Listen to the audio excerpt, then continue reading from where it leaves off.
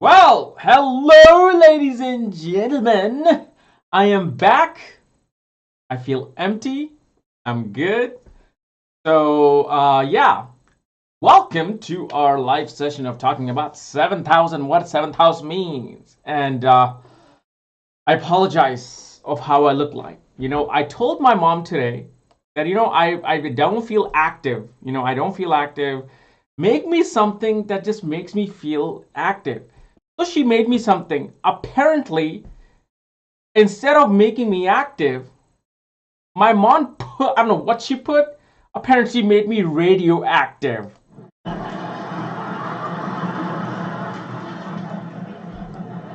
So, yes, a little radioactive here. So today we're going to be doing our seventh house stuff. And if I can just, wow, did I just, what did I do here? Oh, okay. Here it is. Zero! Wow, back to myself. So, anyway, today we're going to be talking about seventh house and what seventh house means in astrology. So, as you know, seventh house in astrology. Can you guys hear my kids in the back? Please. I thought you guys were sleeping. This is, yeah. Okay. So, um, okay, now they're asleep. Okay, so seventh house in astrology. Seventh house, as you know, represents marriage, business, partnership, and it represents career, mass fame. Seventh house represents your enemies. Seventh house represents sexual organs, sexual life. Seventh house represents vacation homes. Seventh house represents your enemies, the opponents, or pretty much the world that you come across. Um, Seventh house represents the physical features, the physical body of your spouse. Whether you're a male or female, doesn't matter. It is the physical body of your spouse. Because I know a lot of classical, uh, you know, uh, literature or classical knowledge like, this, uh, Virat Parashra Hora Shastra. They mainly always talk about physical features of a husband, you know, or they will say the husband is this and the husband is that, but it pretty much means the spouse as well, the female spouse as well. Um, Seventh house is where you negotiate things. Seventh house is where you feel happy. Seventh house is happiness. Why seventh house happiness? And this has nothing to do with Bhavad Bhavam. Think about it. It's a very logic thing. If you really look at life, you can determine the meaning of the houses. The reason why seventh house represents happiness, what really makes us happy? Most of the time, for common folks, I know you all guys are all going to go into your spiritual realms and talking about your spiritual sadhanas. What makes a common man happy is interaction with another human being.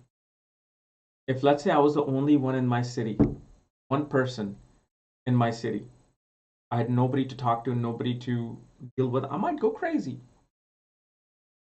Kind of like I Am Legend. I'll make like mannequins into women and men and start talking to them. Life. But anyway, um, so seventh house represents the people that not only become your enemies, your opponents, but people that give you happiness, people that make you feel comfortable. So comfort is also seen from the seventh house. Then Seventh house represents debts of your family. The type of debts you will run into, like what type of debts does your family have? They have to, they obviously most of the time it's money. That's related to money. But why money? Maybe it's related to real estate. It's related to, some jewelry, something. It represents the enemies of your family, not you, your family in general, like your mother, father, siblings. Okay. Um, Sixth house or seventh house also represent obstacles of the family. What creates an obstacle? Most of the time is the husband or wife or spouse creating the obstacle for your family, right? Like when you get married, sometimes most people come say like, "Oh my God, I can't get along with my family since I got married." Why is that? Because again, seventh house activates those things. When you get married, see what the thing is. Seventh house gets activated in certain positions. They get activated when you get into marriage, when you get into a relationship, like a committed relationship, when you get into business partnership. Business partnership is seen through seventh house. Seventh house represents children of your siblings, especially siblings of your younger sibling. It represents your second child. It represents the educational interest and level of your younger sibling. It represents the creativity. It represents the spontaneousness of your sibling. It represents the intelligence of your younger sibling. Then, seventh house represents vacation homes. Seventh house represents home away from home. Seventh house represents the hoarded wealth that you keep away from home. Like, for example, yeah, I have a bank here in DC, and I keep most of our jewelry, some of my luxury items in the bank. So that is my hoarded wealth away from my home. Like our passports and social security cards, all of these things are sitting in a bank safe. Then, seventh house represents your grandmother, maternal grandmother. So, one of the ways, see, how do you interact with women in your life? How do you get along with women, other people in your life? Is you'll see your interaction between you and your grandmother, maternal grandmother, and that's the way you're going to relate to other people as well, other women. Whether you're a man or a woman doesn't matter. When it comes to relationship with women, specifically relationship with women is the seventh house, and you can see that through your own judging your own relationship with a grandmother. Now, obviously, if your grandmother passed away before you were born, well, that's a different thing. Don't know, how your relationship could have been with her. And it represents the skills, communication style of your firstborn, your first child, their ability to, their skills, their skills of hands, their ability to play sports, dance, their interest in traveling is seen through the seventh house. Seventh house also represents victory of the enemy. Seventh house represents wealth of your enemy. Seventh house represents the gain of or improvement of health. It represents wealth of your aunts and uncles. Your maternal aunts and uncles' wealth is seen through the seventh house. It also represents the loss of longevity, loss of semen, loss of sexual life. So not only represents the sexual life, it represents the loss of sexual life. Like actually, if Purva Shada Nakshatra is involved, One may temporarily become celibate with the seventh house or eighth house matters. It also represents the loss of interest in hidden knowledge, research, occult, mysticism. So certain, let's say, planetary transit come into your seventh house. Certain planetary planets get activated with the seventh house. Instead of gaining interest, you may lose interest in occult. You may lose interest in astrology. You're like, forget it. I don't want to. I don't care for astrology anymore. Or I don't want to research anymore. I have no interest in research. Seventh house represents the gains of your father, desires, hopes, and wishes of your father, achievements of your father. It represents the elder sibling of your father. Eighth house or seventh house also represents, like I said, your career, promotions. More than the career, promotions, rise in life is seen through the seventh house. Let's say your seventh house dasha became active. Your seventh house sign Chara dasha became active. Or your seventh house sign Yogini dasha became active. It'll show rise in life, especially depending upon how the planet is placed. You want to make sure seventh lord is not, certain places from seventh house. Yeah, I don't want to say it which house because then you guys will all, oh my god, oh my god. Seventh house also represents the religious and spiritual beliefs of your elder sibling. Represents bhagya, meaning the rise of luck for your elder sibling. It represents the long distance journey your elder sibling may take. So perhaps let's say moon rules your seventh house. Okay? Moon rules the seventh house, maybe sitting in the seventh house, and this dasha becomes active. And if you have an elder sibling, you will see your elder sibling will start traveling a lot. Like either going to a different state, different countries, traveling. Why are they doing that? Because we can see that through your seventh house becoming active as their sibling. And seventh house represents death of your spiritual life.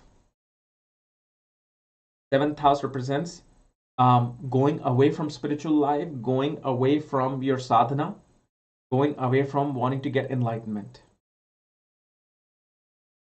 Because remember, seventh house is marriage, right? And once you are in the bondage of marriage, that means you have to have a family. You already created a family by having a spouse. And then naturally, most of the time, children will come in. What happens? Are you going to keep meditating and you think the bills are going to be paid off automatically? You think somebody's just going to start giving you money? Sure, that may be. You may win a lottery. But most of the time, responsibilities of the family, marriage, dealing with the marriage will take you away from your spiritual life. It'll also, seventh house also is a loss of your intuition. Your intuition. Let's say if you are a psychic, let's say you are in tarot, an astrologer, and you had a great intuition before marriage. After marriage, it may go down. Usually, it always goes down. And you have to really work hard. Or what happens is this. Marriage may rejuvenate your spiritual life.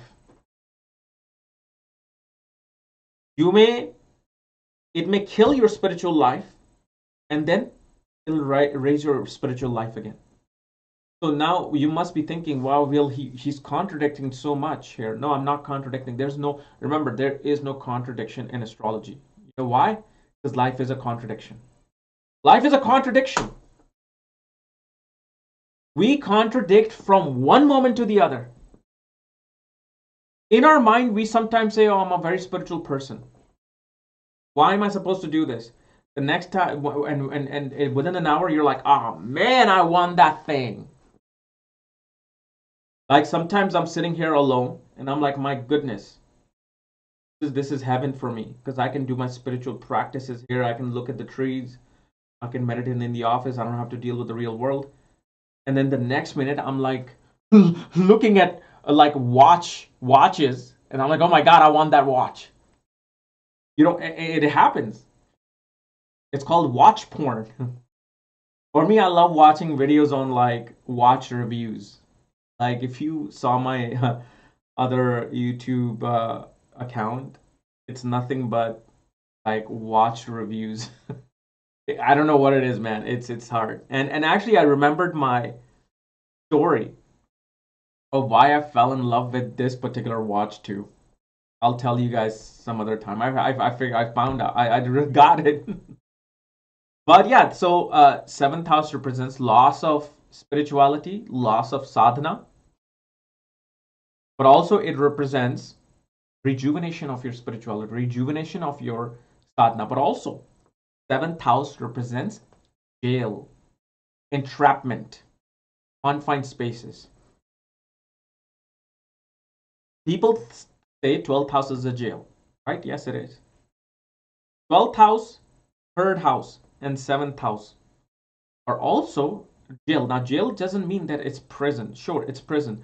But jail also means that now you have to abide by certain laws, rules, regulations.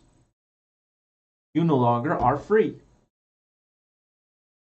So, what happens when you get married? Can you be sitting at a restaurant and some beautiful woman is sitting across the table? You go walk up and start hitting on that woman? See how that works out for you. You see a hot, like tall, dark, handsome man walk by your table and you're gonna like look at him? Wow. My God, honey, did you see him? Woo! See how that works out.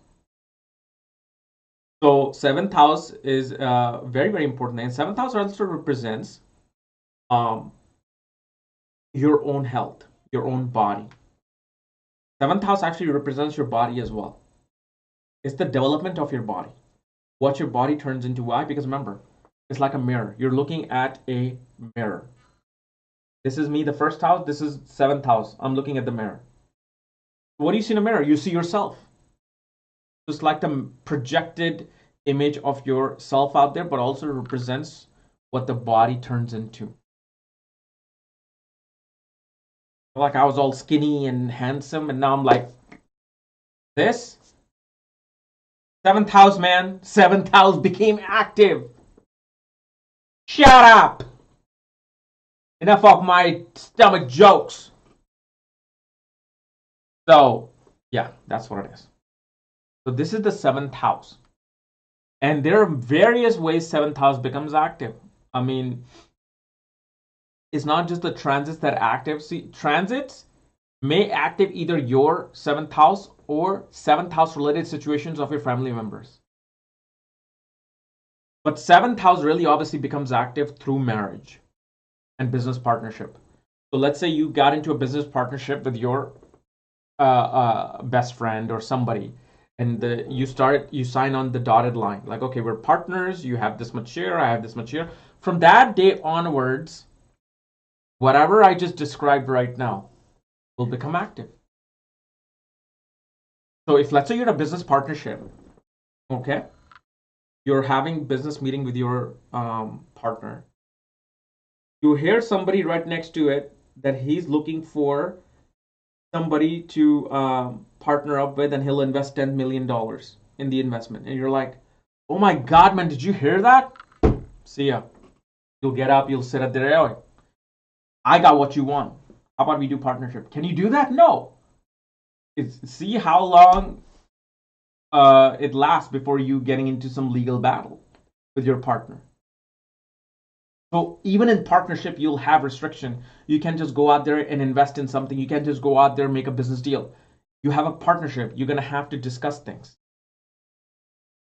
So this is why it becomes important. Like, let's say you signed on the dotted line of your partnership. What's gonna happen is within a month or two, you may take some of your hoarded jewelry. Let's say you collect gold. You take gold and you put it in the bank. You're like, I just want to be safe in the bank. And that's what happens. So Like it's funny. Like literally after 3 months of me marrying my wife, whatever my mom had given me, my mom had given me like good amount of gold to as she just passed it on to me. I'm like, you know what, hon, let's just put this in the bank. I don't want to put it in. We were living in the apartment at that time. Like, I don't want to just leave it here. So I'm like, let's just put it in the bank. Then we got a safe in the bank. Then we transferred the safe here. And so when you think about it, like it just things just became active. Okay? It's so funny. My after I got married to my spouse, my elder sister traveled to Thailand. She went to Thailand, Malaysia. She also went back to no, not India. She hasn't gone back to India. She went to visit those places. She even went to Dubai to visit. So within like 2 years of me marrying my spouse, I saw my elder sister traveling, and that she has never traveled. She's like she's a hermit, So these things are so true, so true. It's just it's unbelievable. The activation of the house has to be there. Yeah.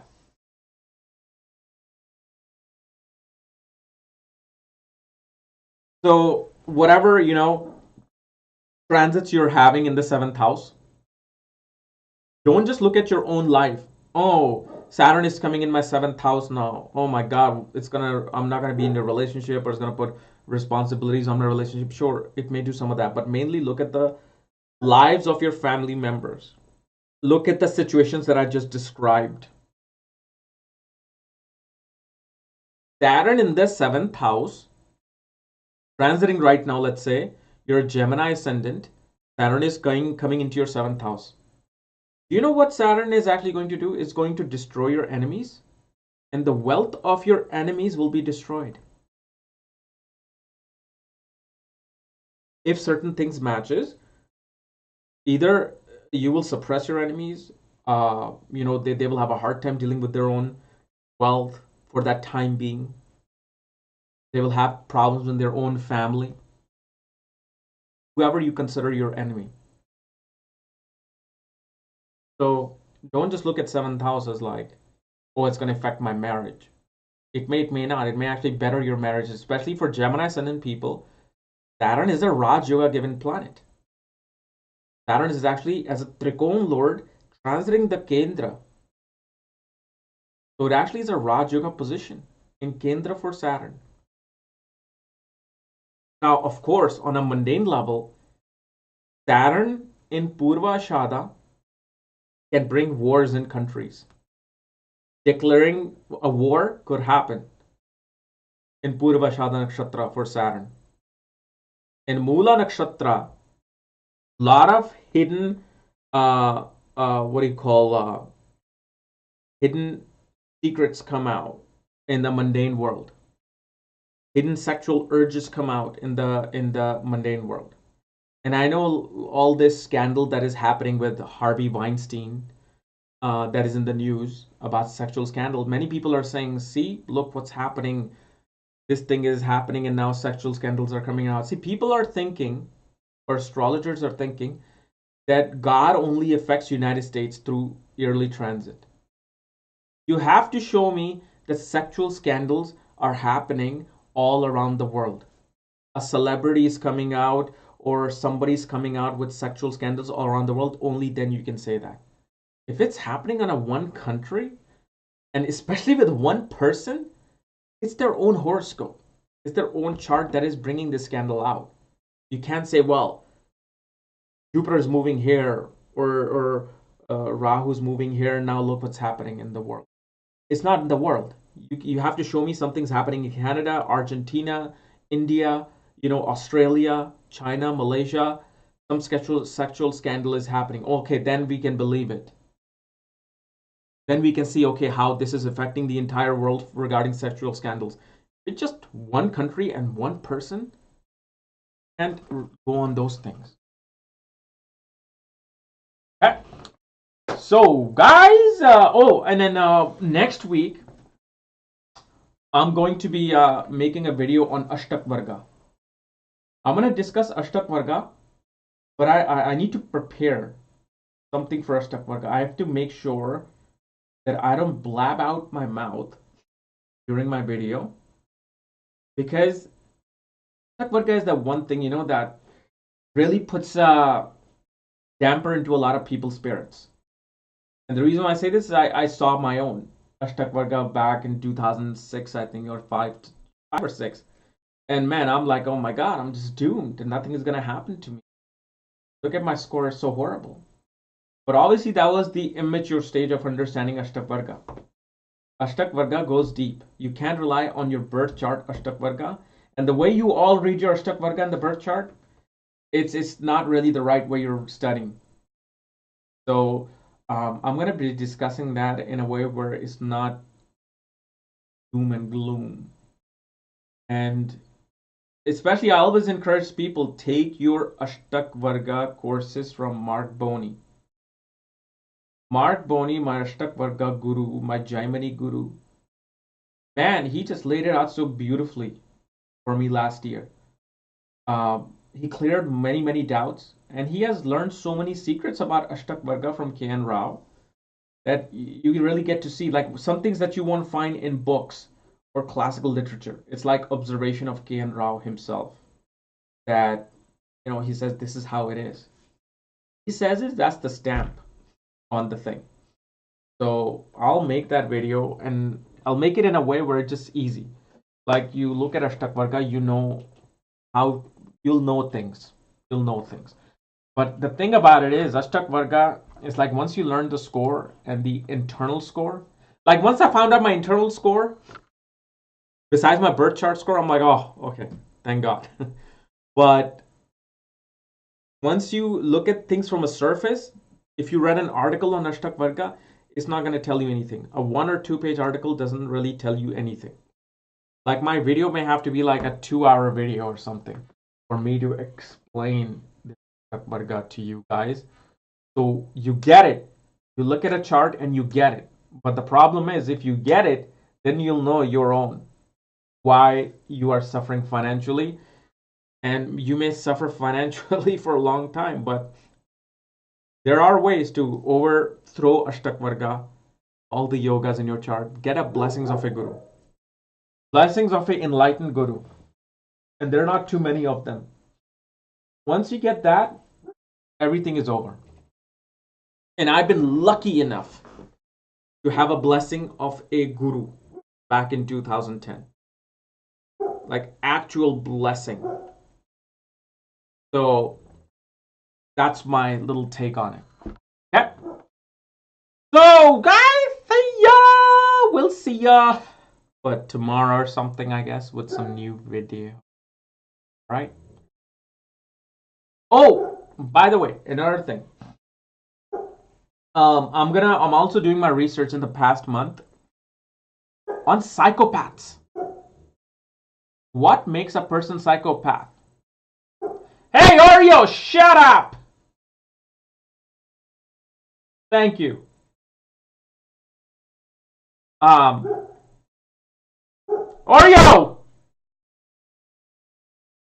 Guy, man, he sees anybody walk outside the door and he goes off.